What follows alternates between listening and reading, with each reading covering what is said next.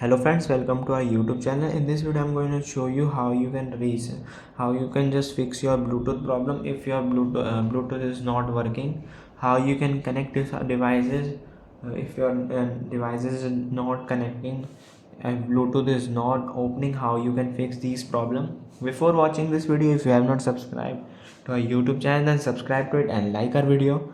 So let's start. First you have to open the settings option and go to system. Here you can see and go to reset option, and here it is a reset Bluetooth. You have to just do this reset setting.